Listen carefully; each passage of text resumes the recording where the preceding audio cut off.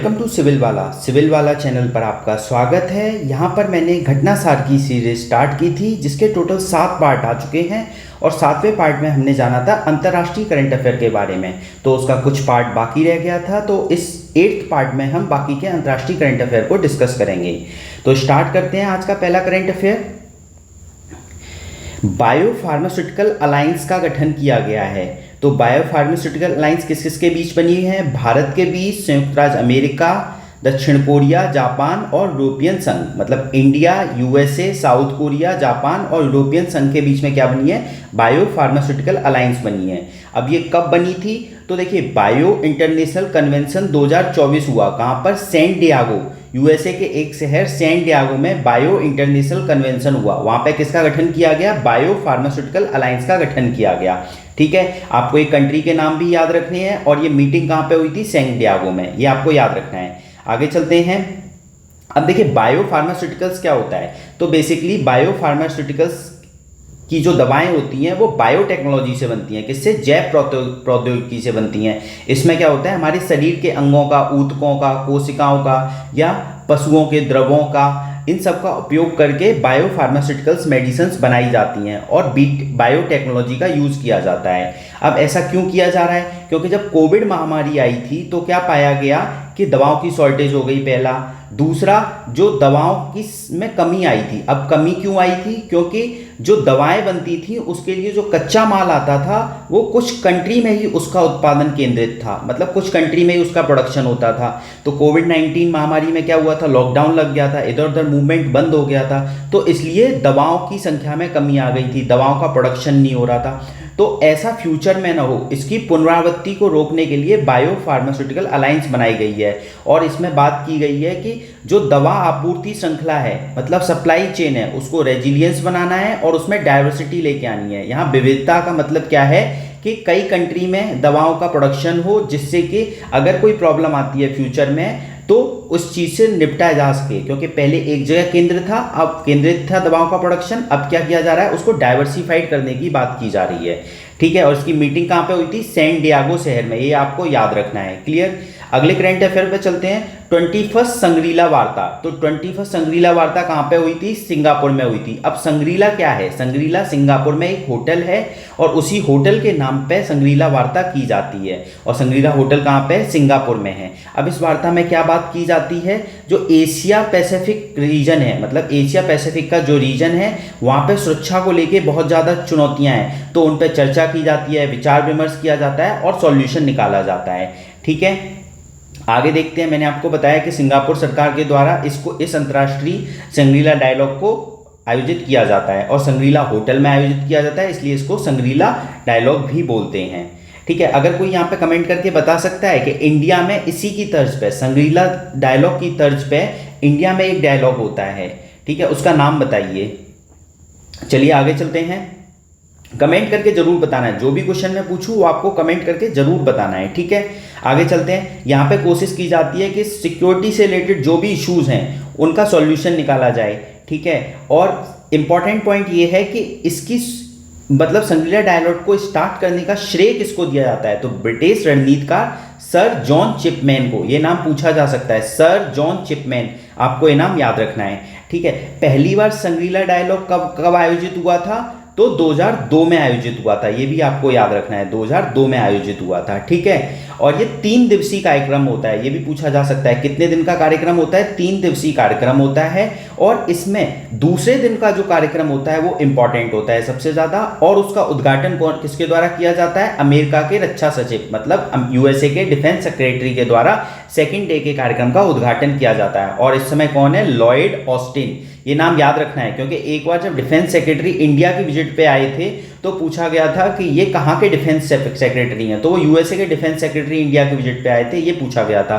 तो Lloyd Austin कहाँ के डिफेंस सेक्रेटरी हैं? यूएसए के। ठीक है, अच्छा, इसमें एक और पॉइंट बहुत इंपॉर्टेंट है कि जो चीनी रक्षा मंत्री हैं वो तीसरे दिन के सत्र, मतलब अगले दिन के सत्र का प्रतिनिधित्व करते हैं।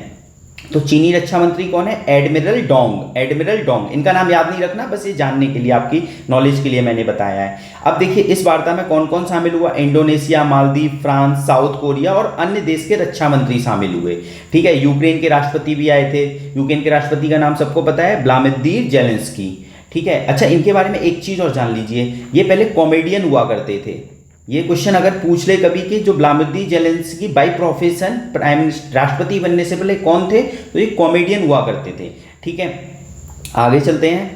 अब देखिए इसमें भारत का प्रतिनिधित्व नहीं था, मतलब अभी जो संग्रीला डायलॉग हुआ 2024 का, उसमें भारत देश नहीं गया था। ठीक है, और अगर कहा जाए तो भारत देश ने संग्रीला डायलॉग में कब पहली बार एंट्री ली, तो 2018 में मोदी जी ने संग्रीला डायलॉग को संबोधित किया था और वो पहले भारतीय प्रधानमंत्री बने थे। तो 2018 ही याद रखना है, 2024 में इंडिया का कोई प्रतिनिधित्व नहीं गया, इंडिया का कोई डेलीगेशन नहीं गया। ठीक है, अगला करंट अफेयर देखिए, फिलिस्तीन को, जो फिलीपींस है उसको हिंदी में क्या बोलते हैं? फिलिस्तीन। ठीक है, इसको कई कंट्री मानते ही नहीं है कि फिलिस्तीन कंट्री है, न यूएन इसको रिकॉग्नाइज करता है ये कंट्री है, बट अभी कुछ कंट्री ने ये कहा है कि फिलिस्तीन को हम राज्य का मान्यता देते हैं। राज्य मतलब एज अ कंट्री मानते हैं, जैसे इंडिया एक कंट्री है, सोवरेन कंट्री है, अपने खुद के डिसीजंस ले सकता है, दूसरे कंट्रीज में अपनी एम्बेसी बना सकता है। ऐसे फिलिस्तीन नहीं कर सकता क्योंकि उसको राज्य का दर्जा नहीं दिया गया है। राज्य मतलब एज अ सोवरेन कंट्री नहीं माना जाता है, बट कुछ कंट्रीज ने अभी ये कहा है कि इसको हम अपनी तरफ से राज्य का दर्जा देते हैं। वो कौन कौन है? स्लोवानिया, ये यूरोपियन कंट्री है, नॉर्वे, आयरलैंड और स्पेन इन सब ने एक है। अब देखिए अगर फिलिस्तीन को स्वतंत्र राष्ट्र का दर्जा इन लोगों ने दे दिया है, इसका मतलब ये है फिलिस्तीन अब चाहे तो अपनी एम्बेसी इन 4 कंट्री में खोल सकता है। ठीक है, इनके साथ एक इंडिपेंडेंट रिलेशन स्टैब्लिश कर सकता है। क्लियर, समझ में आ गया? आगे चलते हैं। अब देखिए 3 यूरोपीय देशों में नॉर्वे फिलिस्तीन राज्य को मान्यता की घोषणा देने वाला पहला देश था। तो अगर पूछा जाए यूरोपियन कंट्री में पहले किसने मान्यता दी, तो नॉर्वे ने मान्यता दी। ठीक है, और नॉर्वे एक और चीज का, ये इंपॉर्टेंट लाइन है, नॉर्वे 2 राज्य समाधान का समर्थन करता है। यहाँ पे 2 राज्य समाधान का मतलब क्या है? 2 स्टेट सॉल्यूशन इंग्लिश में। तो देखिए एक बार यूपीएससी में क्वेश्चन पूछा गया था 2 स्टेट सॉल्यूशन किससे रिलेटेड है, तो आपको ये पता होना चाहिए कि इजराइल पैलेस्टीन के जो विवाद है वो 2 स्टेट सॉल्यूशन को रिलेटेड है। मतलब कई कंट्री ये कहते हैं इजराइल एक अलग देश होना चाहिए, फिलिस्तीन एक अलग देश होना चाहिए, तो इसी को हम क्या बोलते हैं? 2 स्टेट सॉल्यूशन। तो अगर पूछा जाए 2 स्टेट सॉल्यूशन किससे रिलेटेड है? इजराइल पैलेस्टीन से रिलेटेड है। ठीक है, आगे चलते हैं कि मैं क्या बोला, नॉर्वे 2 राज्य समाधान का समर्थन करता है। ठीक है, और इजराइल और फिलिस्तीन नेतृत्व के बीच 1993 में एक ऐतिहासिक ओस्लो समझौता हुआ था। मतलब एक ओस्लो अकॉर्ड हुआ था 1993 में इजराइल और फिलिस्तीन के बीच में, जिसमें 2 स्टेट सॉल्यूशन की बात की गई थी। ठीक है, क्लियर यहां तक? आगे चलते हैं। आगे देखिए 10 मई 2024 को संयुक्त राष्ट्र संघ में अरब देश की मांग पर लाए गए फिलिस्तीन को यूएन का सदस्य बनाने संबंधी प्रस्ताव पर यूएन के 193 देशों में 143 देशों ने फिलिस्तीन के पक्ष में और 9 देशों ने विरोध में वोट दिया। तो इसका मतलब टोटल ये है कि 10 मई को यूएन में वोटिंग हुई, 193 कंट्री ने पार्टिसिपेट किया और 143 ने पक्ष में फिलिस्तीन के वोट दिया कि फिलिस्तीन को एक इंडिपेंडेंट कंट्री बना दिया जाए, 9 ने विरोध किया। अब इसकी वजह से क्या हुआ कि 143 देशों ने जब फिलिस्तीन को सपोर्ट किया एक इंडिपेंडेंट सोवरेन कंट्री बनाने के लिए, तो यूएन ने कहा कि अब फिलिस्तीन किस चीज के लिए क्वालिफाई कर गया है कि उसे फ्यूचर में एक इंडिपेंडेंट कंट्री का दर्जा मिल सकता है।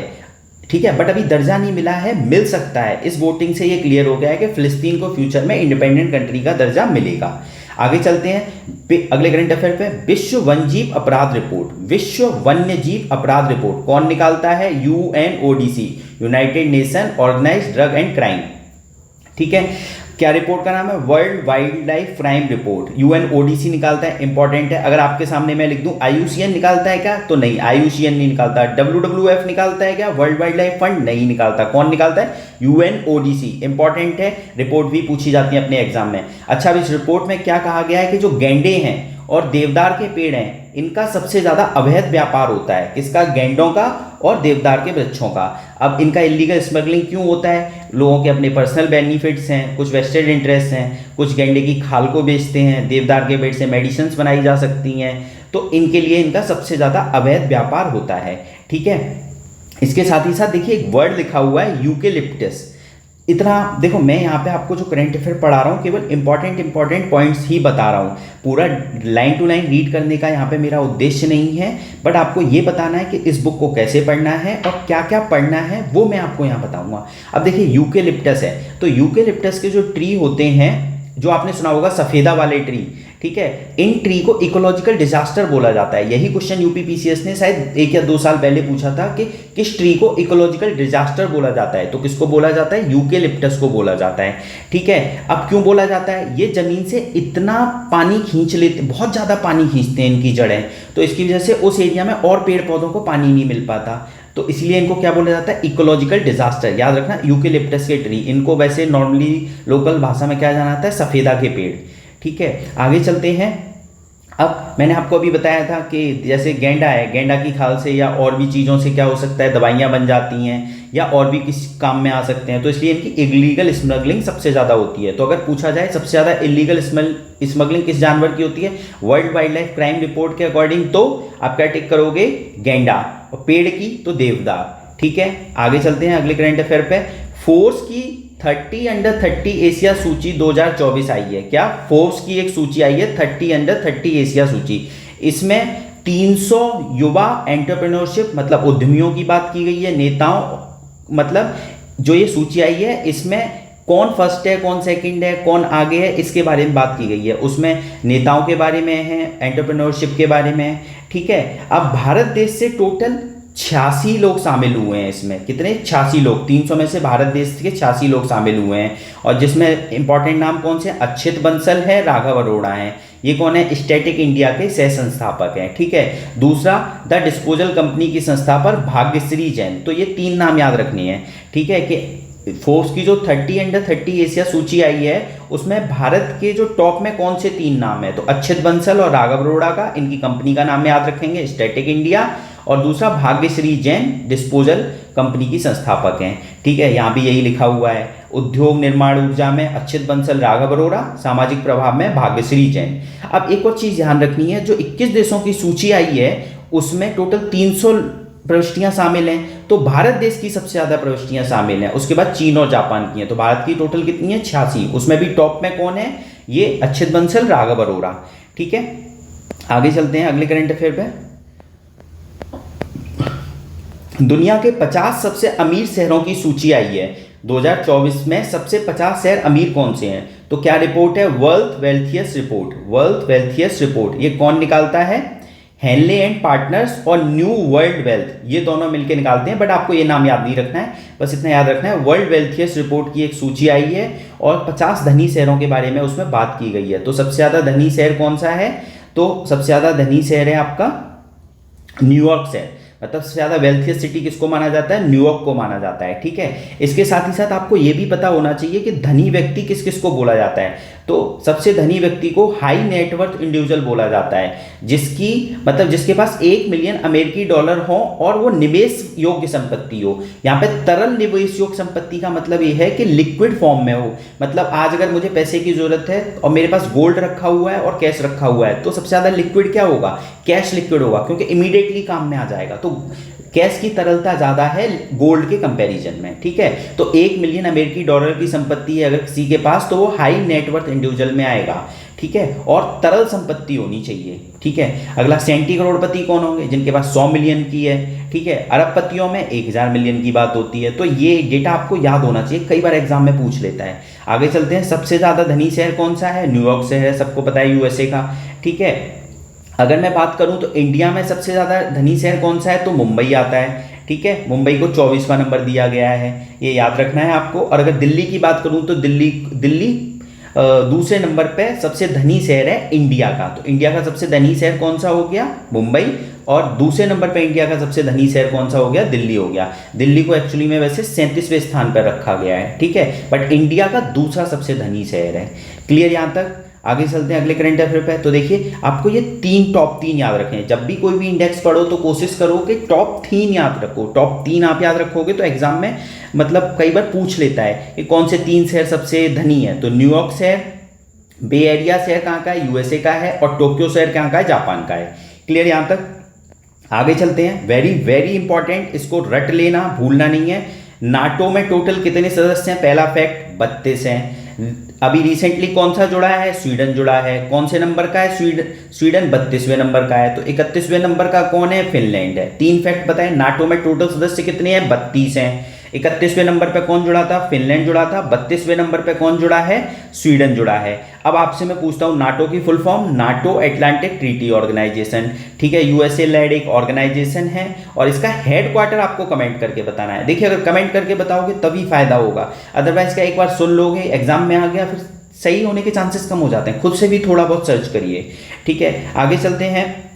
तो वॉशिंगटन में एक आयोजन हुआ था, उसमें स्वीडन को इंक्लूड किया गया था, ठीक है। वॉशिंगटन के एक समारोह में हुआ था, वहां पे स्वीडन को नाटो में इंक्लूड किया गया था। आगे चलते हैं। देखिए यही मैंने आपको बताया, 32वां स्वीडन बना है, 31वां फिनलैंड है। ये 31-32 याद रखना है, पूछा जा सकता है। अब नाटो के महासचिव कौन है? इनका नाम भी इंपॉर्टेंट है, जेम्स स्टोल्टेनबर्ग। जेम्स स्टोल्टेनबर्ग 2-3 बार बोलिए, ये एग्जाम में आ सकता है, ठीक है। और फिनलैंड को कब शामिल किया गया था? 2023 में। और स्वीडन को कब शामिल किया गया? 2024। डेट भी याद रख सकते हैं, 7 मार्च, ठीक है। 2023-24 याद रख लीजिए, डेट रहने दीजिए। आगे चलते हैं। अब फिनलैंड और स्वीडन को ऐसी क्या पड़ी थी कि नाटो में मिक्स होना चाहते थे? तो उन्होंने देखा कि रशिया ने जब यूक्रेन पे आक्रमण कर दिया तो उन्हें अपनी सिक्योरिटी के लिए खतरा लगने लगा, तो इसलिए इन्होंने कहा हम भी नाटो में शामिल हो जाते हैं। तो जब स्वीडन को शामिल होने की बात चल रही थी, फिनलैंड तो बहुत इजीली मतलब शामिल हो गया था, सब कंट्री मान गए थे। देखिए नाटो में अगर आपको एडमिशन लेना है, नाटो का मेंबर का पार्ट बनना है, तो सब कंट्री को राजी करना पड़ेगा। सब कंट्री हाँ कहेंगे नाटो मेंबर के, तभी नाटो में आप शामिल हो सकते हो, ठीक है।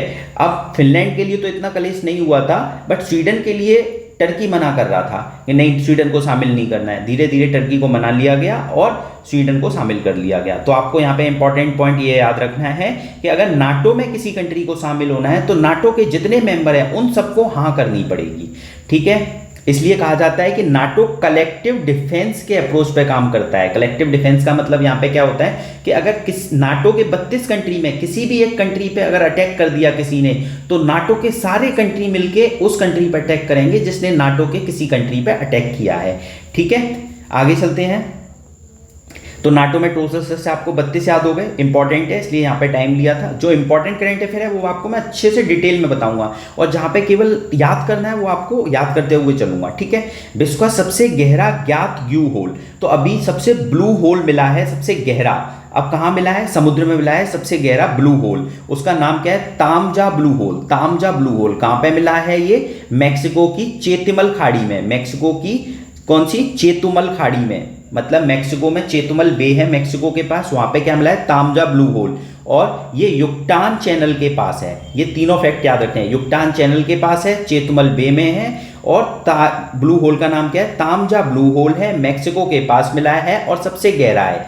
तो अगर मैं पूछता हूं इससे पहले कौन सा गहरा था, तो साउथ चाइना सी में संगा योंगले सबसे गहरा ब्लू होल था, ठीक है। अब ये नहीं रहा, अब कौन सा हो गया है? मैक्सिको के पास वाला तामजा ब्लू होल। अच्छा एक और चीज याद रखिए, जो साउथ चाइना सी में ब्लू होल था उसको ड्रैगन होल के नाम से भी जाना जाता था, ठीक है। आगे चलते हैं। देखिए ब्लू होल क्या होता है ये भी आपको पता होना चाहिए। तो बेसिकली ये समुद्र के अंदर बने हुए सिंक होल होते हैं, और इसमें क्या होता है कि जब ब्लू होल बनने से पहले वहां पे कोई चट्टान होती है और धीरे धीरे उसमें इरोजन होता है और वो ढह जाती है, कोलैप्स हो जाती है, और वहां पे एक बहुत बड़ा होल बन जाता है या छिद्र बन जाता है। इसी को हम क्या बोलते हैं? ब्लू होल बोलते हैं, ठीक है।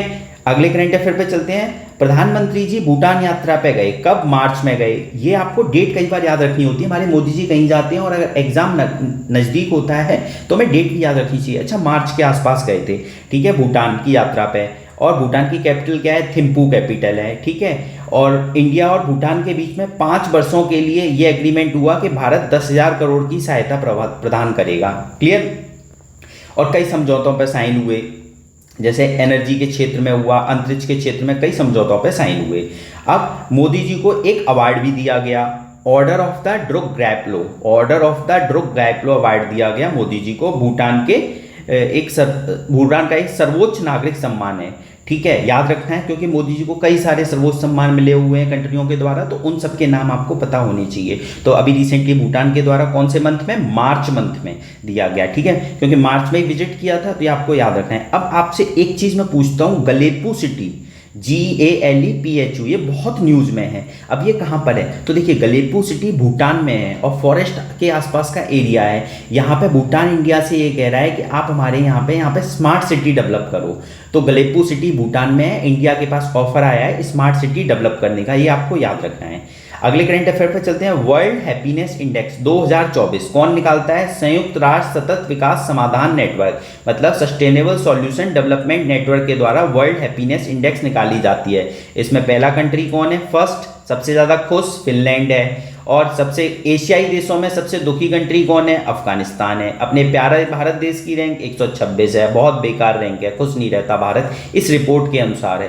क्योंकि देखिए रिपोर्ट जो निकालते हैं वो लिमिटेड आंकड़ों के बेसिस पे निकाला जाता है और कुछ ही चंद लोग बैठ के एक कमरे में बैठ के रिपोर्ट निकाल देते हैं। तो ये रिपोर्ट कई बार गलत भी होती है, सही भी होती है। हमें बस याद रखना है कि वर्ल्ड हैप्पीनेस इंडेक्स में इंडिया की रैंक अच्छी नहीं है, 126 है, फर्स्ट पे फिनलैंड है और लास्ट कौन है अभी देख लेते हैं। एशियाई देशों में लास्ट अफगानिस्तान है हमारा।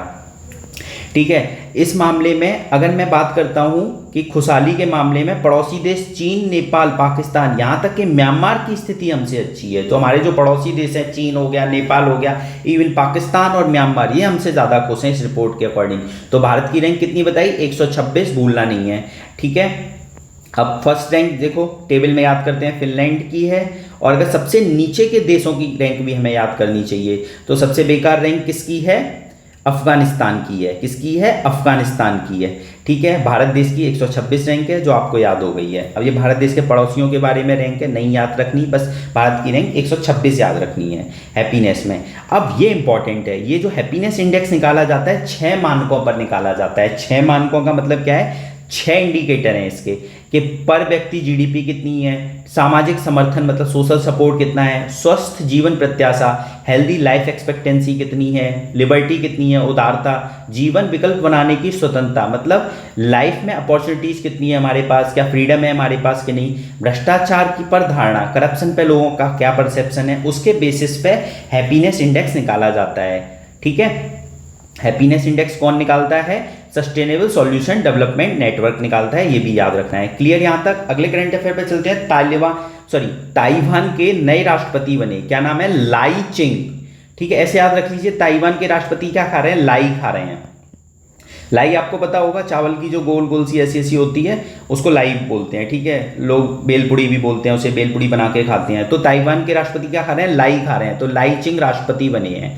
ठीक है, बस इसमें इतना ही याद रखना है। एक और चीज याद रख लीजिए, देखिए ताइवान पश्चिमी प्रशांत महासागर में एक द्वीप है। अब यहाँ पे क्या है कि ताइवान एक आइलैंड कंट्री है। कहाँ पे? पैसिफिक ओशन में एक आइलैंड कंट्री है। ठीक है, और ये चाइना से 160 किलोमीटर दूर है और चाइना इसे क्या बोलता है? People's Republic of China. तो यही इंपॉर्टेंट पॉइंट समझने का है। देखिए जो मेनलैंड चाइना है, जो ओरिजिनल चाइना है, ओरिजिनल चाइना नहीं बस मेनलैंड चाइना समझिए कि उसको क्या बोला जाता है officially? People's Republic of China. People's Republic of China जो मेनलैंड चाइना उसको बोला जाता है और वो ताइवान को अपना पार्ट समझता है, इसलिए क्या बोलता है? जो पीपुल्स रिपब्लिक ऑफ चाइना है वही ताइवान है। ठीक है, जबकि ताइवान कहता है हमारा नाम है रिपब्लिक ऑफ चाइना। ठीक है, तो ताइवान को रिपब्लिक ऑफ चाइना के नाम से जाना जाता है, मेनलैंड चाइना को पीपुल्स रिपब्लिक ऑफ चाइना के नाम से जाना जाता है। ठीक है, याद रखना, कंफ्यूजन हो सकता है कभी भी एग्जाम में आएगा, तो याद रखना है जो चीज़ें यहाँ बताई जा रही हैं उनको तो तुरंत की तुरंत नोट डाउन कर लीजिए, एग्जाम में आई हुई है कहीं ना कहीं, इसलिए मैं आपको यहाँ साथ ही साथ कुछ ना कुछ एक्स्ट्रा भी बताता रहता हूँ। अगले करंट अफेयर पे चलते हैं। यात्रा पर्यटन विकास सूचकांक तो कौन निकालता है? यात्रा पर्यटन विकास सूचकांक वर्ल्ड इकोनॉमिक फोरम निकालता है, मतलब travel and tourism index world economic forum निकालता है। इसमें टॉप पर कौन है? अमेरिका है। भारत की रैंक क्या है? 39। तो 2024 के में भारत की रैंक 39 है, जबकि 2021 में क्या थी? 54 थी। तो इंडिया की रैंक में बहुत अच्छा इंप्रूवमेंट हुआ है। ठीक है, अगर मैं बात करूं, फर्स्ट अमेरिका है, अभी मैंने आपको बताया, सेकंड पे स्पेन है, थर्ड पे जापान है। ठीक है, आगे चलते हैं। तो ये फर्स्ट सेकंड थर्ड मैंने बोला कोई भी इंडेक्स हो एटलीस्ट 3 याद रखिए, यूएसए, स्पेन, जापान, ये 3 हो गए। और सबसे बेकार कौन है ट्रैवल एंड टूरिज्म इंडेक्स में? मालावी। ठीक है, मालावी है। और इंडिया की रैंक कितनी बताई मैंने? 39। ऐसे हैप्पीनेस इंडेक्स याद रखिए और इधर इंडिया की rank travel and tourism index में 39। ठीक है, अगला करंट अफेयर चलते हैं। यूरोपीय संघ ने दुनिया के पहले एआई कानून को मंजूरी दे दी है। तो अगर आपसे पूछा जाए कि एआई कानून को मंजूरी किसने दी है, पहले दुनिया के एआई कानून को, मतलब आर्टिफिशियल इंटेलिजेंस की बात हो रही है, तो यूरोपियन यूनियन। अगर यहाँ ओईसीडी लिख दे, अगर यहाँ पे लिख दे यूएसए लिख दे, चाइना लिख दे, तो आपको क्या मार्क करना है कि पहला एआई कानून किसने बनाया है, यूरोपियन यूनियन ने बनाया है।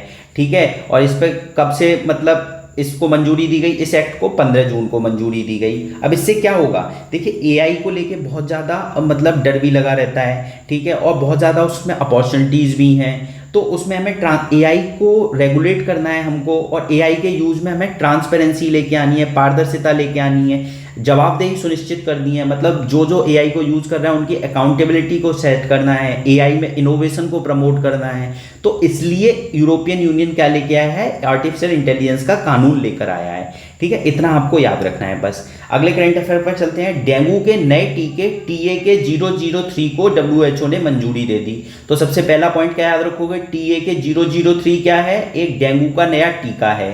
ठीक है, डेंगू का टीका है और WHO ने इसको मंजूरी दे दी है कि अब आप इसको एज अ वैक्सीन यूज कर सकते हो। तो इसका नाम क्या है, क्यूडंगा है। इससे पहले दूसरा एक और डेंगू का टीका था जिसको मंजूरी दी गई थी, उसका नाम क्या था, डेंग वैक्सिया। अभी जो बनाया है उसका नाम क्या है, क्यूडंगा।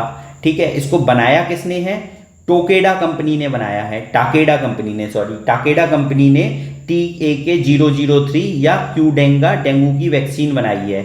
ये लाइव एटेन्युएट वैक्सीन है, ये इंपॉर्टेंट है। ये कैसी वैक्सीन है, डेंगू की वैक्सीन, लाइव एटेन्युएटेड वैक्सीन। नाम क्या है, TAK 003।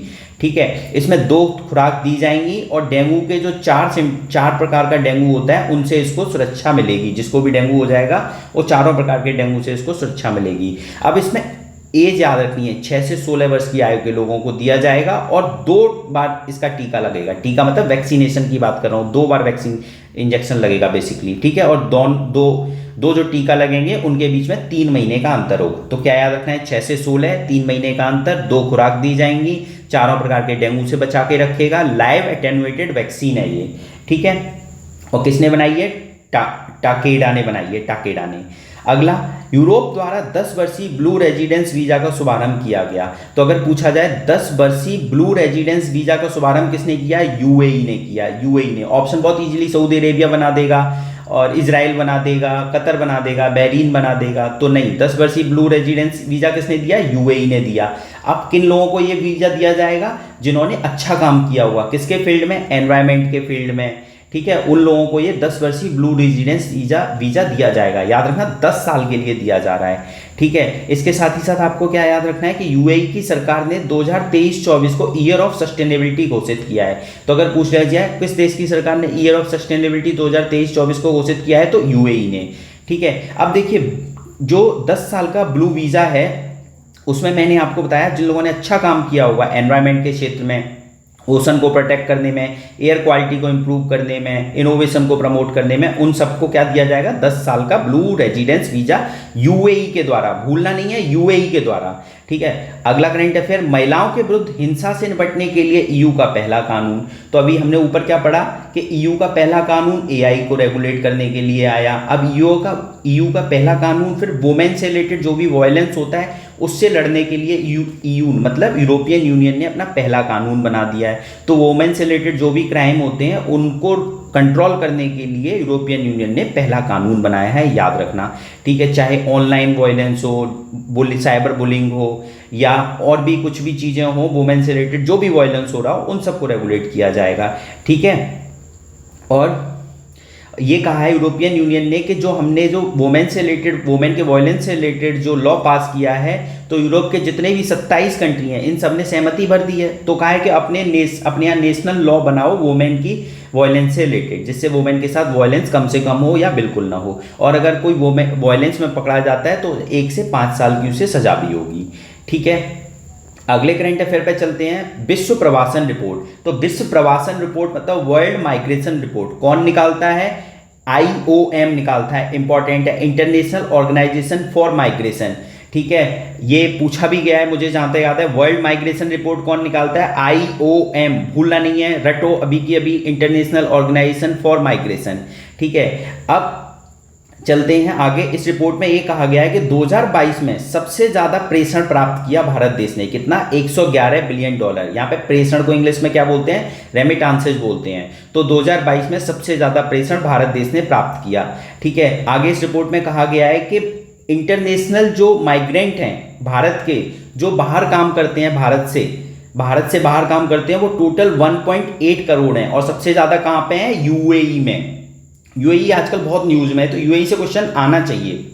हमने कमेंट करके बताइए अभी यूएई के बारे में क्या ऊपर पढ़ा था। अभी हमने क्या पढ़ा? सबसे ज्यादा माइग्रेंट हमारे कहाँ है? इंडियन माइग्रेंट यूएई में है। और वही लोग जो पैसा भेजते हैं इंडिया में अपने माँ बाप को, उसको हम क्या बोलते हैं? रेमिटांसेस। तो भारत देश में सबसे ज्यादा रेमिटांसेस भी आते हैं। और भारत देश के सबसे ज्यादा लोग कहाँ पे? यूएई में। सेकंड नंबर पे अमेरिका में, थर्ड पे सऊदी अरेबिया में। ठीक है, अब मैंने आपको बताया था, ये भी आपको टॉप 3 याद रखने हैं। सबसे ज्यादा प्रेषण प्राप्त करता देश, मतलब रेमिटांस से सबसे ज्यादा कहाँ आते हैं? इंडिया में आते हैं। सेकंड नंबर पे मैक्सिको में, थर्ड में चीन पे। ये याद रखना है, भूलना नहीं है इसको। ठीक है, आगे चलते हैं अगले करंट अफेयर पे। नाइजीरिया ने क्या कहा है कि मेनिंजाइटिस का टीका बनाने वाला दुनिया का पहला देश बन गया है। तो अगर पूछा जाए मेनिंजाइटिस का टीका बनाने वाला दुनिया का पहला देश कौन बना है? नाइजीरिया। कैसे याद रखोगे? मेनिंजाइटिस का एम और नाइजीरिया का एन, एम एन। तो एम से मेनिंजाइटिस, एन से नाइजीरिया। ठीक है, अब इसके लिए इसका टीके का नाम क्या रखा है? Basically vaccine. टीके को इंग्लिश में क्या बोलते हैं? वैक्सीन। तो मैन 5CV, मैन 5CV। ठीक है, अब देखिए मेनिंजाइटिस वैसे प्रोटोजोआ से भी होता है, बट बैक्टीरिया से जो होता है मेनिंजाइटिस वो ज़्यादा खतरनाक होता है। और टोटल 5 प्रकार के स्ट्रेन है मेनिंजाइटिस के। ठीक है, अब मेनिंजाइटिस का जो नाइजीरिया ने टीका बनाया है उसके लिए पैसा कहाँ से आया? तो उसके लिए पैसा दिया global vaccine alliance, global vaccine alliance, जिसको शॉर्ट फॉर्म में क्या बोलते हैं? गावी बोलते हैं। अब मैं यहाँ से आपसे एक क्वेश्चन पूछता हूँ। नाइजीरिया और एक कंट्री है नाइजर, इन दोनों में लैंड लॉक कौन सा है? आपको बताना है। नाइजर और नाइजीरिया में लैंड लॉक कौन सा है और कौन सा कोस्टल एरिया में ओपन होता है? ठीक है, आगे चलते हैं। देखिए मेनिंजाइटिस से होता क्या है? हमारे मस्तिष्क और रीढ़ की हड्डी में खतरनाक बहुत सूजन आ जाती है। मस्तिष्क में और रीढ़ की हड्डी के आसपास की झिल्लियों में सूजन आ जाती है। इसी को हम क्या बोलते हैं? मेनिंजाइटिस बोलते हैं। मैंने आपको बताया वायरस से, बैक्टीरिया से, कवक मतलब प्रोटोजोआ, इन सब से होता है। बट जो बैक्टीरिया से होता है वो सबसे ज़्यादा खतरनाक होता है। और WHO ने ये बोला है कि 2030 तक हमें मेनिंजाइटिस को पूर्णतः समाप्त कर देना है, कंप्लीट एलिमिनेशन कर देना है। कब तक? 2030 तक। तो देखिए टारगेट भी याद रखने होते हैं, क्योंकि टारगेट भी यूपीपीसीएस अपने एग्जाम में कई बार पूछता है। आरओ के एग्जाम में भी आ जाते हैं। ठीक है, अगले करंट अफेयर। WHO द्वारा रोगी सुरक्षा अधिकार चार्टर का शुभारंभ। तो WHO ने क्या किया है? पेशेंट सेफ्टी, पेशेंट सिक्योरिटी के लिए राइट्स का एक चार्टर आया है। क्या? Patient safety rights charter. किसने निकाला है? WHO ने निकाला है। अब ये कब निकाला? तो ग्लोबल मिनिस्ट्रियल समिट हुआ था। कहाँ पे हुआ? Santiago, Santiago. कहाँ पे? चिली के सेंटियागो में। ठीक है, सेंट डियागो यूएसए में है, सेंटियागो कहाँ पे है? चिली में है। वहाँ पे ग्लोबल मिनिस्ट्रियल समिट हुआ पेशेंट सेफ्टी पे। उसमें कहा गया कि पेशेंट सेफ्टी चार्टर को निकाला गया। ठीक है, अब पेशेंट सेफ्टी राइट्स चार्टर क्या है? इसमें मरीजों के अधिकार के बारे में बात की गई है और इस तरह का पहला चार्टर है जो WHO ने निकाला है। ठीक है, इसमें पेशेंट से रिलेटेड जो भी राइट्स होंगे उनके बारे में बात की जाएगी, स्वास्थ्य कर्मियों के बारे में बात की जाएगी और कंट्रियों से ये कहा जाएगा कि जो इस चार्टर के अकॉर्डिंग अपने यहाँ पॉलिसीज बनाओ, दिशा निर्देश दो। ठीक है, और जो भी इंटरेस्ट होल्डर हैं उनकी मदद करो। तो कुल मिला के patient centric health system develop किया जाएगा कंट्री के अंदर, इस चार्टर को ध्यान में रखते हुए। और चार्टर किसने निकाला है? WHO ने निकाला है। आगे चलते हैं कि जो पेशेंट सेफ्टी चार्टर है वो रोगी सुरक्षा पर वैश्विक कार्रवाई और वैश्विक रोगी सुरक्षा कार्य योजना 2021-30 से संबंधित है। इसको पढ़ लीजिए बट याद नहीं करना। ठीक है, अगले करंट अफेयर पर चलते हैं। विश्व के 10 व्यस्ततम हवाई अड्डों की सूची। तो बात की गई है 10 सबसे व्यस्त हवाई अड्डे कौन से हैं। तो उसमें एक हमारे इंडिया का भी हवाई अड्डा आता है। वो कौन सा है? इंदिरा गांधी अंतर्राष्ट्रीय हवाई अड्डा। ठीक है, तो टॉप 10 में से हमें फर्स्ट याद रखना है। और इंडिया का कौन सा है? तो अटलांटा अमेरिका का जो हवाई अड्डा है वो फर्स्ट है, सबसे ज़्यादा व्यस्त है। और इंडिया का जो है इंदिरा गांधी हवाई अड्डा अंतर्राष्ट्रीय हवाई अड्डा वो 10वें नंबर का सबसे व्यस्त हवाई अड्डा है। ठीक है, ये 2 फैक्ट याद रखने हैं बस। अगले करंट अफेयर पर चलते हैं। वैश्विक हेपेटाइटिस रिपोर्ट। वैश्विक हेपेटाइटिस रिपोर्ट किसने निकाली? WHO ने निकाली। ठीक है, जो हेपेटाइटिस के कई संक्रमण हैं तो B और C सबसे ज़्यादा खतरनाक होते हैं। कौन से बी और सी सबसे ज़्यादा खतरनाक होते हैं, और हेपेटाइटिस बी और सी के मामले सबसे ज़्यादा चीन में हैं और चीन के बाद भारत में हैं। तो हेपेटाइटिस बी और सी के सबसे ज़्यादा मामले कहाँ पर हैं? चीन में हैं और दूसरे नंबर पे भारत में हैं। ठीक है, अब विश्व हेपेटाइटिस शिखर सम्मेलन हुआ कहाँ पे? पुर्तगाल की कैपिटल लिस्बन में। तो लिस्बन किसकी कैपिटल है? पुर्तगाल की कैपिटल है। वहाँ पे क्या हुआ? हेपेटाइटिस को रिलेटेड समिट हुआ और उसमें ये कहा गया कि हमें हेपेटाइटिस को WHO ने करवाया था कि हमें 2030 तक हेपेटाइटिस को खत्म कर देना है। हेपेटाइटिस क्या है? देखिए, इसमें हमारा लीवर सूज जाता है। लीवर को सूजने की वजह से जो बीमारी होती है उसी को हम क्या बोलते हैं? हेपेटाइटिस बोलते हैं। और इसको एलिमिनेट करने का कब टारगेट रखा है? 2030 तक। और सबसे ज़्यादा केस बी और सी के आते हैं, चाइना में है, सेकंड नंबर पे इंडिया में है। ठीक है, अगले करंट अफेयर पे चलते हैं। देखिए, श्रेष्ठ विद्यालयों की एक सूची आई है, किसने निकाली है? क्यूएस रैंकिंग के अकॉर्डिंग। तो क्यूएस रैंकिंग 2024 के अकॉर्डिंग सबसे श्रेष्ठ विद्यालय कौन कौन से हैं? तो सब विद्यालयों में हमारे मैनेजमेंट की कॉलेज भी आते हैं, अकाउंटेंसी के भी आते हैं, नर्सिंग के भी आते हैं, इंजीनियरिंग के क्षेत्र के भी आते हैं। तो अपने अपने फील्ड में इसमें डिफरेंट फील्ड में रैंकिंग निकाली जाती है। जैसे अगर ओवरऑल बात की जाए वर्ल्ड में, तो 20वां स्थान किसको मिला है? जेएनयू को मिला है। जवाहरलाल नेहरू विश्वविद्यालय को मिला है 20वां स्थान विश्वविद्यालयों में। ठीक है, इसके अलावा आपको और क्या याद रखना है कि सब शीर्ष में कौन से आईआईटी रहे हैं? तो आईआईटी बॉम्बे रहा है जिसकी 45 रैंक आई है। और आईआईएम की बात करूं तो आईआईएम अहमदाबाद टॉप पे रहा है। टॉप मतलब 22वें नंबर पे, जितने भी हैं उसमें 22वें नंबर पे आईआईएम अहमदाबाद रहा है। ठीक है, अगले करंट अफेयर पे चलते हैं। वैसे इतनी रैंकिंग पूछी नहीं जाती, बट थोड़ा बहुत आइडिया होना चाहिए कि कौन फर्स्ट है कौन सेकंड है। अगला, विश्व प्रेस स्वतंत्रता सूचकांक। विश्व प्रेस स्वतंत्रता सूचकांक कौन निकालता है? Reporter without borders. तो ये कहाँ का एनजीओ है? गैर सरकारी संगठन है, फ्रांस का गैर सरकारी संगठन है। रिपोर्टर विदाउट बॉर्डर्स क्या निकालता है? World press freedom index. Important है, याद रखना कौन निकालता है। और कब आई थी? 3 मई को। क्यों 3 मई को वर्ल्ड प्रेस फ्रीडम डे मनाया जाता है, इसलिए ये रिपोर्ट 3 मई को ही आती है।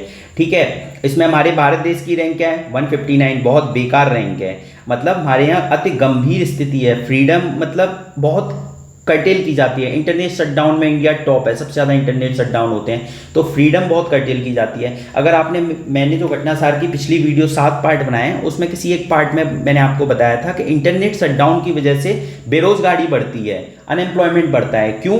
क्योंकि आर्टिकल 19(1) क्लॉज जी में क्या बात की गई है कि आप कोई भी प्रोफेशन कर सकते हो, कोई भी ट्रेड कर सकते हो। तो जितनी भी ऑनलाइन ट्रेडिंग होती है, अगर इंटरनेट शटडाउन हो जाएगा तो क्या हो पाएगी? नहीं हो पाएगी। इसी की वजह से क्या है? बेरोजगारी बढ़ती है। तो आर्टिकल 19(1) याद रखना।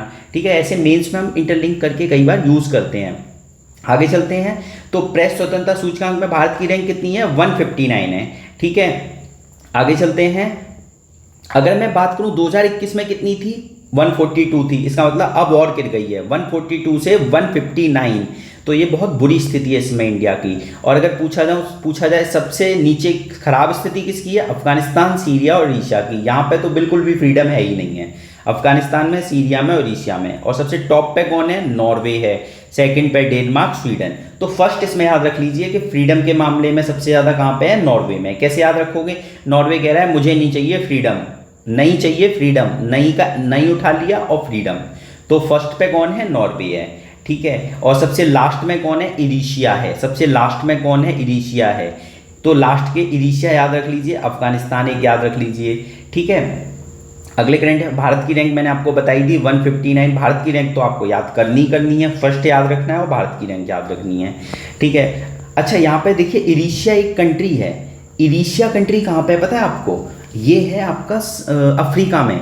तो मैं आपसे ये पूछता हूँ, इरिशिया और इथोपिया, इन दोनों में से लैंडलॉक कौन सा है? ऐसे ही मैंने आपसे ऊपर पूछा था नाइजर और नाइजीरिया में लैंडलॉक कौन सा है, ऐसे इरिशिया और इरिशिया के पास एक कंट्री है इथोपिया, इनमें से लैंडलॉक कौन सा है, आपको ये बताना है। ठीक है, अगले करंट अफेयर पर चलते हैं। विश्व सैन्य खर्च पर सिप्री की रिपोर्ट आई है। किसकी? विश्व सैन्य खर्च पर, मतलब मिलिट्री स्पेंडिंग के ऊपर। तो सिप्री, अगर पूछा जाए मिलिट्री स्पेंडिंग को लेकर रिपोर्ट कौन निकालता है? सिप्री निकालता है। और 5 सालों का उसने 2019 से 23 का अध्ययन करके रिपोर्ट निकाली और कहा कि भारत में हथियारों में सबसे बड़ा है, मतलब भारत सबसे ज़्यादा जो हथियार है उनको इंपोर्ट करता है, मतलब आयातक राष्ट्र है, ठीक है, मतलब अपने यहाँ सबसे ज्यादा हथियार बाहर से मंगाता है। दूसरे नंबर पे कौन आता है? सऊदी अरेबिया और कतर। तो इंडिया, सऊदी अरेबिया, कतर, ये 3 सीक्वेंस याद रखने हैं। ये सबसे ज्यादा अपने यहाँ हथियारों को इंपोर्ट करते हैं, आयात करते हैं, ठीक है। और अगर पूछा जाए सबसे ज्यादा खर्च कौन करता है डिफेंस पे, तो अमेरिका, चीन, रूस, अमेरिका, चीन, रूस, ठीक है। अच्छा, इसके साथ ही साथ अगर आपने यूनियन बजट पढ़ा होगा तो आपसे मेरा क्वेश्चन है, सबसे ज्यादा किस में एलोकेट किया गया है? एजुकेशन के फील्ड में, डिफेंस के फील्ड में, हेल्थ के फील्ड में, या आपको कमेंट करके बताना है, ठीक है। यहाँ डिफेंस से मुझे याद आ गया था, आपको कमेंट करके बताना है, और कितना खर्चा एलोकेट किया गया है, जो हाईएस्ट किस सेक्टर में, ठीक है। तो सर्वाधिक खर्च कौन करता है? अमेरिका, दूसरे नंबर पर चीन, तीसरे पे रूस और चौथे पे अपना इंडिया, ठीक है। आगे चलते हैं अगले करंट अफेयर पे। स्पेन अंतरराष्ट्रीय सौर गठबंधन का 99 और पैराग्वे 100वां। तो पूछा जाए इंटरनेशनल सोलर अलायंस का 100वां सदस्य कौन बना है? Paraguay, Paraguay. अब मैं आपसे फिर यहाँ पे एक क्वेश्चन पूछता हूं, मैंने पिछली वीडियो में बता रखे हैं इसलिए पूछ रहा हूं। अब देखिए 2 कंट्री हैं, एक पैराग्वे, एक उराग्वे, दोनों साउथ अमेरिका के कंट्री हैं। तो यहाँ पे मैं आपसे क्वेश्चन पूछता हूं कि कौन सा कंट्री लैंडलॉक्ड है, मतलब जिसकी बाउंड्री कोस्टल एरिया से नहीं लगती। तो 3 क्वेश्चन हो गए, नाइजर, नाइजीरिया, पैराग्वे, उराग्वे, एक ऊपर और मैंने आपसे पूछा था एरिशिया, इथोपिया। तो आपको बताने कौन से लैंडलॉक्ड हैं, ठीक है। चलो करंट अफेयर पे आते हैं। तो 100वें नंबर का देश कौन बना है? पैराग्वे बना है। किसका? इंटरनेशनल सोलर अलायंस का। इसका हेडक्वार्टर कहाँ है? ये क्वेश्चन में पूछा गया था। इंटरनेशनल सोलर अलायंस का गुड़गांव में है, ठीक है। अब देखिए इंपॉर्टेंट क्या है कि इंटरनेशनल सोलर अलायंस कब बना था? तो कॉप, कॉन्फ्रेंस ऑफ पार्टी, मतलब एनवायरमेंट, यूएनएफसीसीसी की जो मीटिंग होती है कॉन्फ्रेंस ऑफ पार्टी की, उनकी 21वीं मीटिंग हुई थी। कहां पे हुई थी? फ्रांस के पेरिस शहर में हुई थी 2015 में। वहां पे इंटरनेशनल सोलर अलायंस का जन्म हुआ था। तो ये पूछा जा सकता है, तो आप क्या टिक करोगे? COP21 फ्रांस 2015 में हुई थी, ठीक है। याद रखोगे, भूलोगे नहीं ना। अगला करंट अफेयर देखिए, डेमोक्रेसी इंडेक्स आया है, विश्व लोकतंत्र सूचकांक आया है। किसने निकाला है? द इकोनॉमिक इंटेलिजेंस ने निकाला है। और उसमें इंडिया की रैंक को क्या बोला गया है? इंडिया की रैंक है हमारी, इंडिया की रैंक है 41वें स्थान पर है। भारत कौन से स्थान पर है डेमोक्रेसी के इंडेक्स में? 41वें स्थान पर है, जबकि 2022 में 46वें स्थान पर था। इसका मतलब डेमोक्रेसी में इंडिया की रैंक इंप्रूव हुई है। तो 46 से कितनी हो गई है? 41, ठीक है।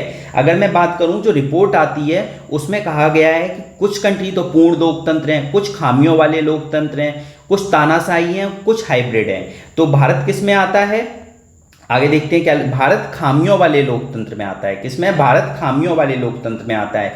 और डेमोक्रेसी इंडेक्स में शीर्ष पे कौन है? नॉर्वे है, न्यूजीलैंड है, आइसलैंड है। कैसे याद रखोगे? NNI, Norway, New Zealand, Iceland, Norway, New Zealand, Iceland. ऐसे 2-3 बार बोलना, कुछ भी पढ़ना याद करना है 2-3 बार बोलिए, ऑटोमेटिकली याद हो जाएगा। भारत किस में आता है? खामियों वाले लोकतंत्र में, ठीक है। और भारत की रैंक कितनी मैंने बताई? 41। याद रखना, जितनी भी रैंकें बताएंगे सारी इंपॉर्टेंट है इस साल के लिए। अगला करंट अफेयर बहुत इंपॉर्टेंट है, इससे क्वेश्चन पक्का आएगा, ध्यान से सुनना। हमारे मोदी जी कहाँ पे गए? प्राइम मिनिस्टर जी यूएई की विजिट पे गए, कतर की विजिट पे गए। तो सबसे पहले यूएई की विजिट के बारे में लिखा हुआ है, तो उसी विजिट के बारे में बात करते हैं। देखिए फरवरी में गए, सबसे पहले याद रखना है कब गए? फरवरी में यूएई की विजिट पे गए और कतर की विजिट पे गए। तो यूएई में एक कार्यक्रम हुआ एहलान मोदी। क्या? एहलान मोदी, ठीक है। किसने कराया? वहां पे जो हमारे इंडियन कम्युनिटी के लोग रहते हैं यूएई में, उन्होंने एहलान मोदी कार्यक्रम कराया। और उसके बाद मोदी जी ने इसमें पार्टिसिपेट किया। उसके बाद वहां पे क्या हुआ? वर्ल्ड सरकार शिखर सम्मेलन, वर्ल्ड गवर्नमेंट समिट हुआ, वहां पे भी मोदी जी ने संबोधित किया, ठीक है। उसके बाद मोदी जी ने वहां पे क्या किया? यूएई में पहला जो हिंदू मंदिर बना है उसका उद्घाटन किया, ठीक है। अब यूएई के राष्ट्रपति का नाम क्या है? शेख मोहम्मद बिन जायद अल नाहान। इतना नाम याद नहीं रखोगे, कैसे याद रखोगे? यूएई के क्या है जो राष्ट्रपति हैं वो नहाते नहीं हैं, नाहान, नाहान याद रखिए बस, अल नाहान, ठीक है। इनके बीच में और मोदी जी के बीच में मतलब द्विपक्षीय वार्ता भी हुई।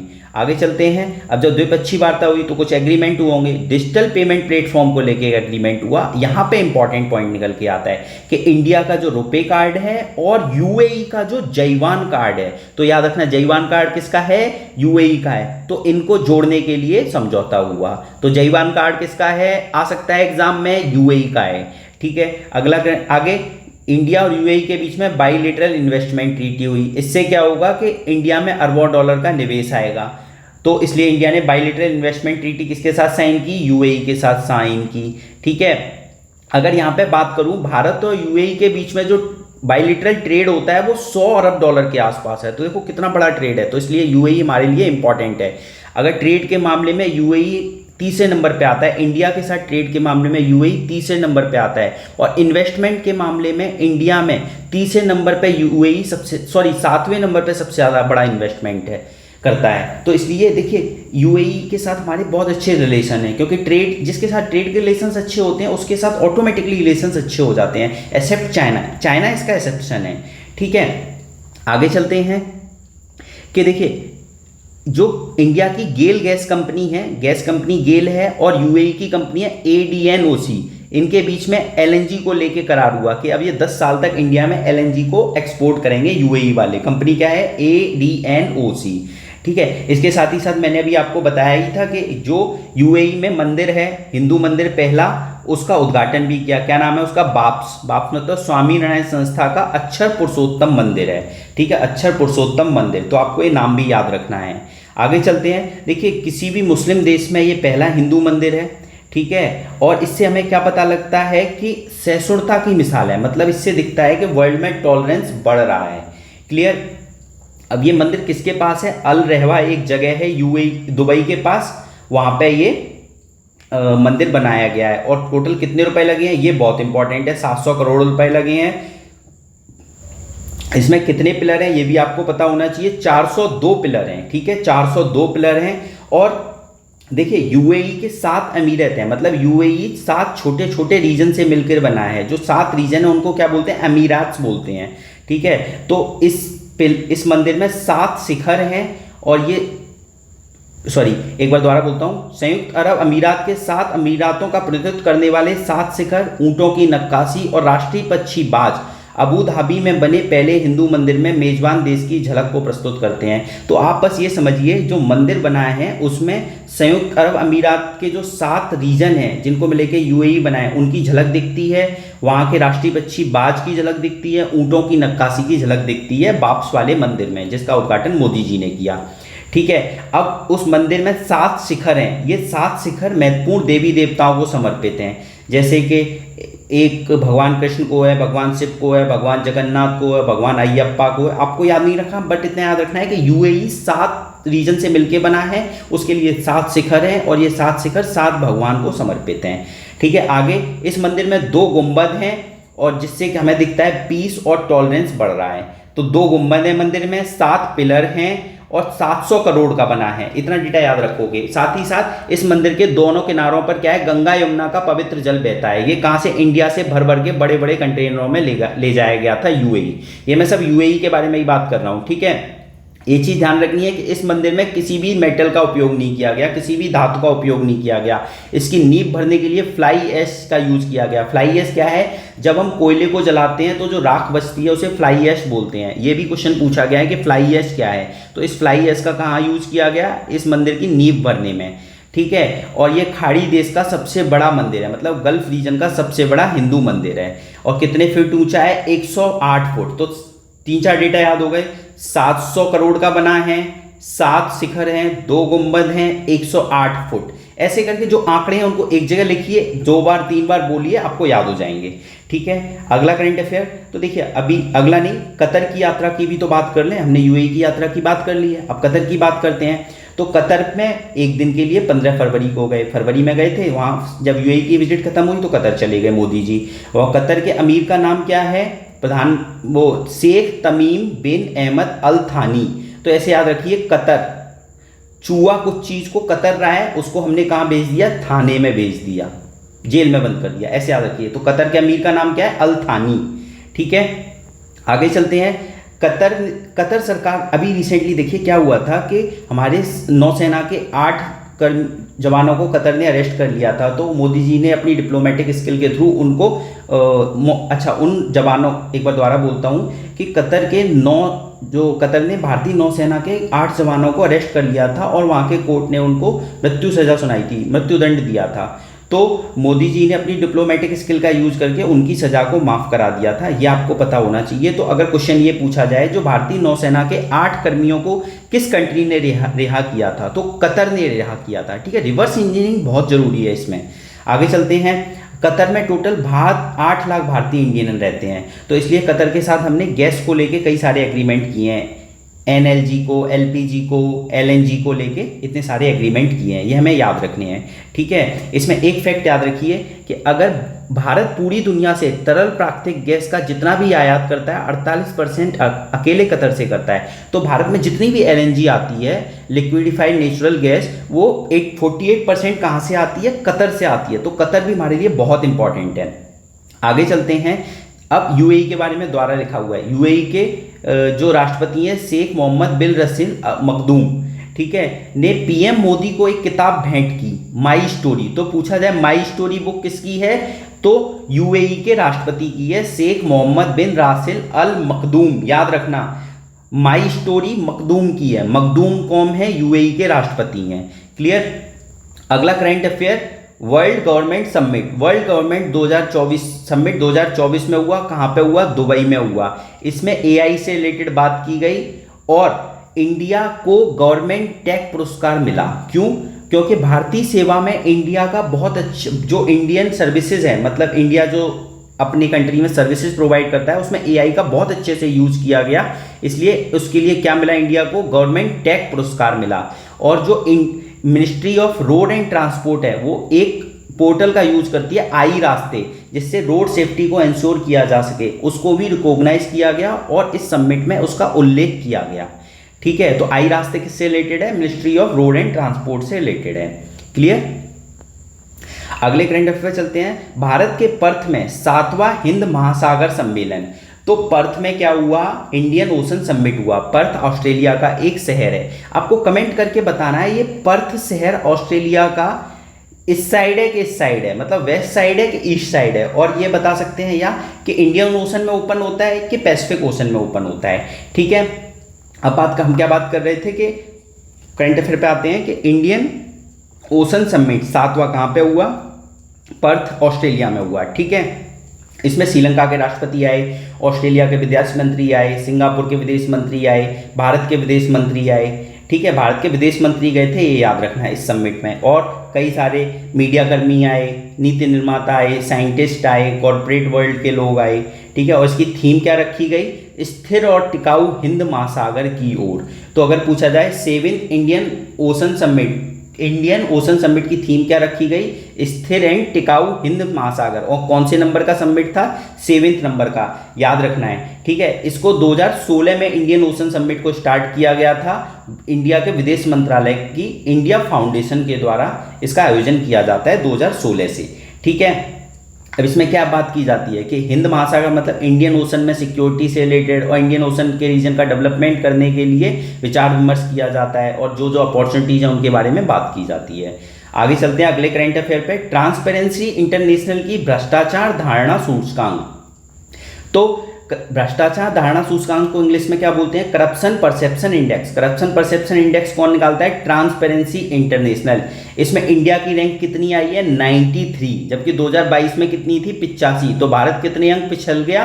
8 अंक। इंपॉर्टेंट है, पूछा जा सकता है। 2022 में 85 और 93 2023 में। ठीक है, कौन निकालता है? Transparency international. और फर्स्ट रैंक किसकी है? डेनमार्क की। इतना आपको याद रखना है। ठीक है, इंडिया की जब रैंक इंप्रूव होती है तो याद रखना है, डिक्रीज हुई है तो याद रखना है। पहले 85 थी, अब 93 हो गई। 8 अंक का डिफरेंस है। फर्स्ट किसकी है? डेनमार्क की, याद रखना। यहाँ पे फिनलैंड नहीं है, ये थोड़ा इंपॉर्टेंट हो जाएगा। डेनमार्क में सबसे ज्यादा ट्रांसपेरेंसी है। ठीक है, अगले करंट अफेयर पे चलते हैं। और हाँ, सबसे ज्यादा करप्शन कहाँ है ये भी याद कर लीजिए, सोमालिया में। सोमालिया में सबसे ज्यादा करप्शन है। ठीक है, अगले करंट अफेयर पे चलते हैं। Tom traffic index 2024। तो टॉम ट्रैफिक इंडेक्स से हमें ये पता लगता है कि किस कंट्री में सबसे ज़्यादा ट्रैफिक लगता है। अब सबसे ज़्यादा जहाँ ट्रैफिक लगेगा वो सबसे धीमा शहर होगा। तो सबसे धीमा शहर कौन सा है? लंदन है। ठीक है, लंदन है। लंदन में अगर 10 किलोमीटर की यात्रा करनी है तो 37 मिनट 20 सेकंड लग जाते हैं। सेकंड नंबर पे डबलिन आयरलैंड का शहर है। बस केवल लंदन याद रखना है यहाँ पे आपको, और इतना पता होना चाहिए डबलिन कहाँ का शहर है? आयरलैंड का। टोरंटो कनाडा का। मिलान इटली का। लीमा पेरू का। यहाँ पे आपको बस ये कंट्री, ये सिटी कहाँ पर है, लीमा सिटी अगर पूछा जाए तो कहाँ पर है? पेरू में। इतना पता होना चाहिए। और अगर पूछा जाए सबसे ज़्यादा धीमा शहर कौन सा है? लंदन। तो पहली रैंक याद रखिए बस। ठीक है। और अगर पूछा जाए इंडिया टॉप 10 में इंडिया का भी कोई शहर है जो सबसे धीमा है, तो हाँ भाई, बेंगलोर और पुणे की बात आती है तो वो है सबसे धीमे शहर इंडिया में। ठीक है, बेंगलोर सबसे ज़्यादा धीमा है, उसके बाद पुणे है। लास्ट आज का करंट अफेयर है कि गुट निरपेक्ष आंदोलन मतलब नॉन अलाइनमेंट मूवमेंट की 19वीं मीटिंग हुई। 19वीं मीटिंग कहाँ पे हुई? युगांडा के कंपाला शहर में। तो कंपाला युगांडा की कैपिटल है, वहां पे 19वीं नॉन अलाइनमेंट की मीटिंग हुई। और इसकी थीम इंपॉर्टेंट है, साझा वैश्विक समृद्धि के लिए सहयोग को गहरा करना। एक बार रिपीट कर रहा हूं, साझा वैश्विक समृद्धि के लिए सहयोग को गहरा करना, ये इसकी थीम थी। ठीक है। और इस शिखर सम्मेलन की अध्यक्षता किसने की? यावेरी मुसेवनी ने। तो आपको थीम याद रखनी है। अध्यक्षता किसने की? वहाँ के हेड ने की होगी। युगांडा के राष्ट्रपति ने अध्यक्षता की। उसकी कैपिटल क्या है? कंपाला। और कौन से नंबर का है? NAM नॉन अलाइनमेंट मूवमेंट 19वें नंबर का है। ठीक है। अब ये पूछा जाए कंपाला घोषणा पत्र किससे रिलेटेड है, तो नेम के मूवमेंट में जो डॉक्यूमेंट फाइनल साइन हुआ उसको क्या बोलते हैं? कंपाला घोषणा पत्र बोलते हैं। और इसमें इजराइल से रिलेटेड निंदा की गई, इजराइल के आक्रमण की। और अगर पूछा जाए कंपाला घोषणा पत्र किससे रिलेटेड है, तो आप ये कहोगे नेम से रिलेटेड है, नॉन अलाइनमेंट मूवमेंट से। ठीक है। इसमें इंडिया की तरफ से कौन गए, तो S जयशंकर जी गए। यहाँ पे आपको कमेंट करके बताना है। S जयशंकर जी की 2 बुक बहुत फेमस हैं। एक बुक मैं बताता हूँ, द इंडियन वे। दूसरी बुक का नाम आप कमेंट करके बताइए। अब बात करते हैं नेम क्या है। नेम विकासशील देशों का एक समूह है। नेम क्या है? एक विकासशील देशों का एक समूह है। ठीक है। और एक और चीज नेम के बारे में याद रखिए, संयुक्त राष्ट्र के बाद अगर कोई सबसे बड़ा समूह है तो नेम है। तो सबसे बड़ा समूह UN है, उसके बाद नंबर आता है नेम का। एक चीज इसमें इंपॉर्टेंट है, नेम का कोई स्थायी सचिवालय नहीं है, मतलब परमानेंट सेक्रेटरिएट नहीं है, न उसका कोई चार्टर है। ठीक है। नेम में टोटल कितनी कंट्री हैं? 120 सदस्य हैं। टोटल 120 सदस्य हैं। ठीक है। अच्छा, एक और करंट अफेयर आज का रहता है, एक नहीं 2 करंट अफेयर रहते हैं, उनके बारे में भी बात कर लेते हैं। तो आपके आज अंतर्राष्ट्रीय करंट अफेयर खत्म हो जाएंगे। देखिए, WHO द्वारा मलेरिया मुक्त प्रमाणन प्राप्त किया गया। किसको? कार्बो वर्डे को। तो कार्बो वर्डे क्या है? एक कंट्री है जो कि वेस्ट अफ्रीका के पास का आइलैंड कंट्री है। और ये किस में है? अटलांटिक ओशन में है। कंट्री का नाम क्या है? काबो वर्डे। अटलांटिक ओशन में एक आइलैंड कंट्री है और अफ्रीकन कंट्री है ये। इसने क्या किया है? ये इसे मलेरिया मुक्त घोषित कर दिया है WHO ने। ठीक है। ये इतना याद रखना है कि अब यहाँ पे मलेरिया नहीं है। क्या इंडिया को भी मलेरिया मुक्त घोषित किया जा चुका है? नहीं, इंडिया को अभी मलेरिया मुक्त घोषित नहीं किया गया है। मलेरिया मुक्त घोषित उन कंट्रीज को किया जाता है जहाँ पे 3 वर्षों तक मलेरिया का कोई केस न मिले, उनको घोषित किया जाता है। तो इंडिया में भी ऐसा नहीं हुआ है, ये याद रखना है। क्लियर। तो काबो वर्डे को घोषित किया गया है, याद रखना, भूलना नहीं है। ठीक है। अगले करंट अफेयर पे चलते हैं। ये लास्ट है आज का, ये इंपॉर्टेंट है, इसके बारे में 1 मिनट डिटेल में बात करेंगे। देखिए, ब्रिक्स में अब 10 लोगों को और 10 कंट्री को और जोड़ दिया गया है। मतलब 5 तो पहले थे, 5 नए आ गए हैं। ठीक है। तो किस तारीख को जोड़ा गया वो इंपॉर्टेंट है, 1 जनवरी 2024 को। 1 जनवरी 2024 को 5 नए कंट्री। तो पिछले 5 थे। ब्रिक्स की फुल फॉर्म मैं नहीं बताऊंगा, आपको पता होगी। फुल फॉर्म के नाम पे ये कंट्री के नाम है। B से ब्राज़ील, R से रसिया, I से इंडिया, C से चाइना, S से मैं नहीं बताऊंगा, आपको कमेंट करके बताना है। बाकी के कंट्री कौन है जो भी 5 नए ऐड हुए हैं? मिस्र, इथोपिया, ईरान, सऊदी अरेबिया, संयुक्त अरब अमीरात, मतलब UAE। ठीक है। अब UAE के जो राष्ट्रपति थे उनकी बुक का नाम आपको एक बार कमेंट करके बताना है, मैंने अभी ऊपर बताया था आपको। ठीक है। तो ये 5 कंट्री आते हैं करंट अफेयर पे। ये 5 कंट्री ब्रिक्स में नए जुड़ गए हैं। कौन सी तारीख को जुड़े हैं? 1 जनवरी 2024 को। ठीक है। और ये ब्रिक्स की कौन से नंबर की मीटिंग थी जिसमें डिसाइड हुआ था? तो 15वें नंबर की मीटिंग थी ब्रिक्स की। अगस्त 2023 में हुई। कहाँ पे? जोहान्सबर्ग में हुई। तो जोहान्सबर्ग डिक्लेरेशन किससे रिलेटेड है? ब्रिक्स से रिलेटेड है। ब्रिक्स में नए 5 कंट्री कब ऐड हुए? जब अब साउथ अफ्रीका के जोहान्सबर्ग में मीटिंग हुई। यहाँ पे 6 कंट्री को कहा गया था कि 6 कंट्री से कि आप ब्रिक्स को ज्वाइन कर लीजिए। तो अर्जेंटीना के जो प्रेसिडेंट है उन्होंने मना कर दिया। क्यों मना किया? क्योंकि अर्जेंटीना के जो प्रेसिडेंट नए चुन के आए हैं, जेवियर मिलई, वो ब्रिक्स को बोलते हैं कि ब्रिक्स जो समूह है वो मतलब वामपंथियों का समूह है, वामपंथियों का समूह है, इसलिए हम ब्रिक्स को ज्वाइन नहीं करेंगे। ठीक है। और अर्जेंटीना के राष्ट्रपति का नाम भी आपको याद रखना है, राष्ट्रपति जेवियर मिलई अर्जेंटीना के राष्ट्रपति हैं और इन्होंने ही मना किया था, तो इनका नाम इंपॉर्टेंट हो जाता है। तो अगर ये पूछा जाए ब्रिक्स में शामिल होने से किस कंट्री ने मना किया, अर्जेंटीना ने। अर्जेंटीना के राष्ट्रपति का नाम क्या है, जेवियर मिलई। ठीक है। ये कब शामिल हुए थे, 5 कंट्री जो हुए हैं उनके 5 के नाम याद रखने हैं, और 1 जनवरी को ये शामिल हुए थे 2024 को।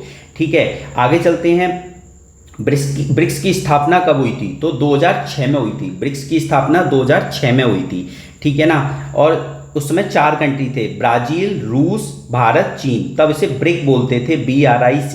और लास्ट में कौन जुड़ा था, S, साउथ अफ्रीका। ठीक है।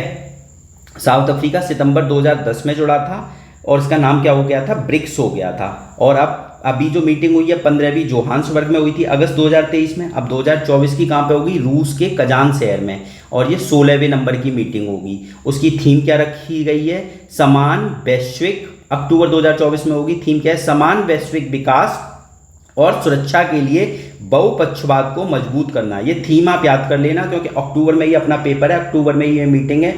थीम अभी से डिसाइड हो गई है, तो एग्जाम में आने के चांसेस हैं कि पूछ ले। ठीक है। तो रूस के कजान शहर में ये मीटिंग हुई है, इतना याद रखना। थीम समान वैश्विक विकास और सुरक्षा के लिए बहुपक्षवाद को मजबूत करना। ठीक है। तो आज के लिए इतना ही काफ़ी रखते हैं करंट अफेयर में। तो आज आपके अंतर्राष्ट्रीय करंट अफेयर खत्म हो गए हैं घटनासार से। ध्यान से सुनना, जो जो चीज़ें आपसे पूछी गई हैं उनको कमेंट जरूर करना। ठीक है ना। बाकी अब पढ़ते रहिए, बहुत इंपॉर्टेंट टाइम है, यही क्रूशियल टाइम है जिसमें आपको पढ़ना होता है। चलिए फिर आज के लिए धन्यवाद, थैंक यू सो मच।